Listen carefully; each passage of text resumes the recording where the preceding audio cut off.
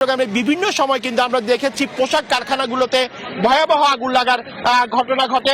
গতকাল রাতেও একটি বহুতল ভবনের বাকুলি এলাকায় আগুন লাগার ঘটনা ঘটেছিল এবং আজকে আমরা দেখছি চট্টগ্রামের যে ইপিজেড এলাকা রয়েছে সেই ইপিজেড এলাকার একটি প্রতিষ্ঠানে একটি কারখানায় কিন্তু এই কারখানায় আমরা দেখছি এই মুহূর্তে ভয়াবহ আগুন লাগার ঘটনা ঘটেছে এবং আপনারা দেখছেন আসলে চেয়ে দেখে থাকা ছাড়া এই মুহূর্তে আসলে কোনো কিছুই করার নেই।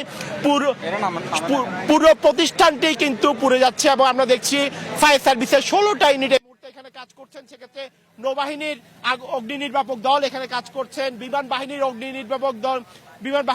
নির্বাপক দলও কিন্তু এখানে একসাথে কাজ করছেন। আমরা ফায়ার সার্ভিসের কারোর সাথে যখন কথা বলতে পারবো এবং সেক্ষেত্রে সেনাবাহিনীও কিন্তু এখানে আছেন এবং আইন শৃঙ্খলা রক্ষাকারী বাহিনীর সদস্য যারা রয়েছেন, বিশেষ করে পুলিশ প্রশাসনের সদস্য যারা রয়েছেন, আমরা দেখছি উৎসুক জনতা এখানে ভিড় করছেন।